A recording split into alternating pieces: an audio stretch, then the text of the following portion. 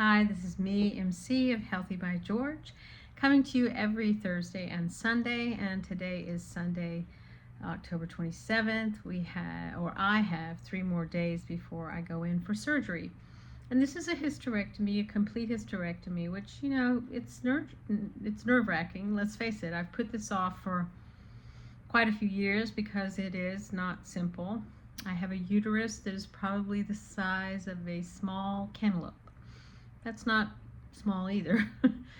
So, I'm in one of those unusual positions where I've had kind of abnormal hormones on and off, hard to diagnose polycystic ovarian disorder syndrome, and now I'm facing the hysterectomy that I need to get done because, frankly, I'm going to be hopefully avoiding any kind of ovarian or uterine or cervical or kinds of cancer that are really difficult to treat by taking care of this now.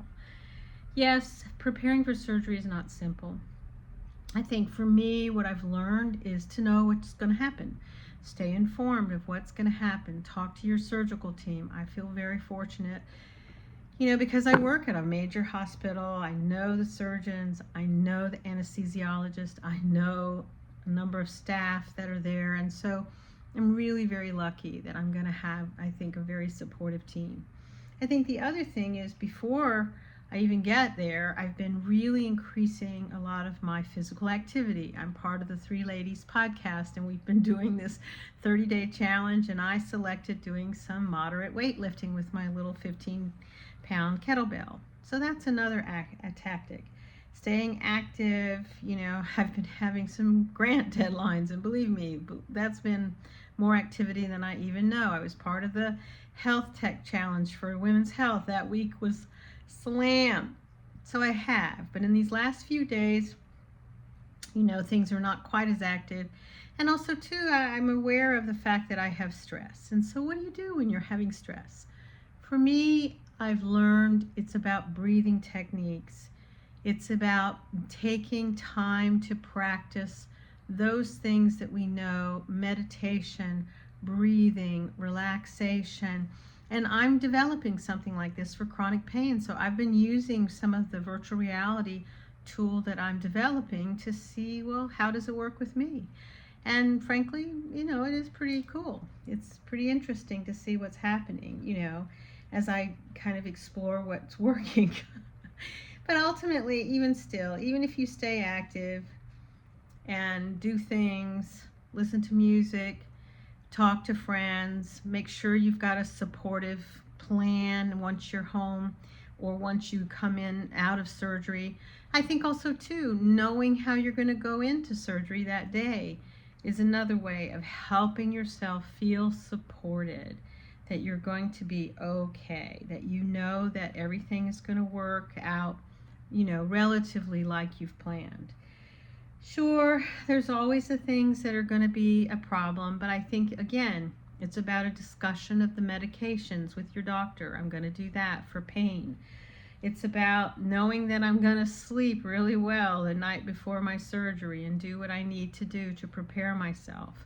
So I've got a good plan for Monday and Tuesday, and I have a wonderful partner who's going to go with me Wednesday morning and be there to support me until they take me into surgery. So I feel as many things that I can do to prepare for the process I've done, but things have shown up.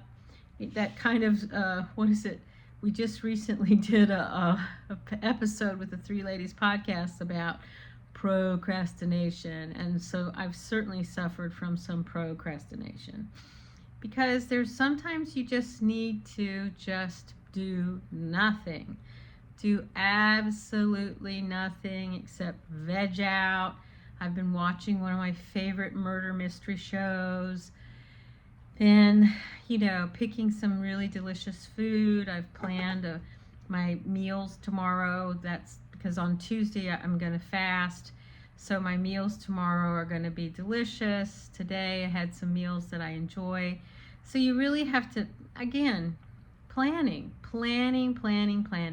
I know that that's not typically my approach in some things, but I'm learning that if it's something that's stressful or that you have fear about the unknown, having some kind of plan of getting prepared for that event is the best thing you can do. And I know it's like performing. When I would go on stage, you're not quite sure what's going to happen once you get on stage. I mean, you kind of know because you've planned and you've practiced. But the truth is, until you walk out in front of that audience and you start performing, you're never sure what might happen. It's like the first time that I went out to sing Me for La Boheme. I had practiced and practiced and practiced, and sure enough, I went out, I sang my first line, and then guess what? The second line disappeared in my brain. Thank God for a good tenor. He whispered in my ear my next lines, and it was perfect. And from then on, I kind of sailed through the performance.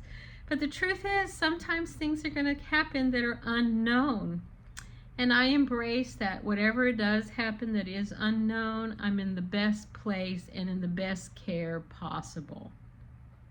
And that I'm surrounded by loving friends and family and people who are cheering me on and supporting me and offering up prayers. You know, I believe in a deep spiritual practice, so I have my spiritual practice in place, for myself, and it's like anything. At least I'm not doing this emergently, because I did have that with my herniated belly button. I had to go into the emergency room at 6:30 in the morning.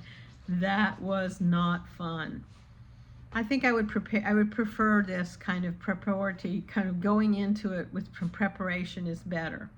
So again, the things that you can do: you can discuss what's going to happen with your doctors. You can discuss the medications that are going to be there to help you. You can stay connected with the people who love you and support you, and have a plan once the surgery's over with as to what you're going to do. Have a plan in going into surgery and what you're going to do. Practice staying busy. I've done that. And continue to do some light exercise. I have some scheduled exercise. I had some today, and I have some Tuesday, the day before I go into surgery. And because day 30 will be the day of my surgery, I have to do one little bit of kettlebell for my Three Ladies podcast challenge. So I will do a few little minutes. I won't do a full workout, but I'll do a few little minutes. So that's the key. Stay busy. Do meditative or breath practices to keep yourself calm. Do things that you enjoy. I enjoy spending time outside with my dog, sitting in the sunshine. That's really wonderful, as Petey looks at me. And then know who's going to be there for you afterwards. That's the other thing too, is knowing how you're going to be supported by friends and family after you come home from the hospital.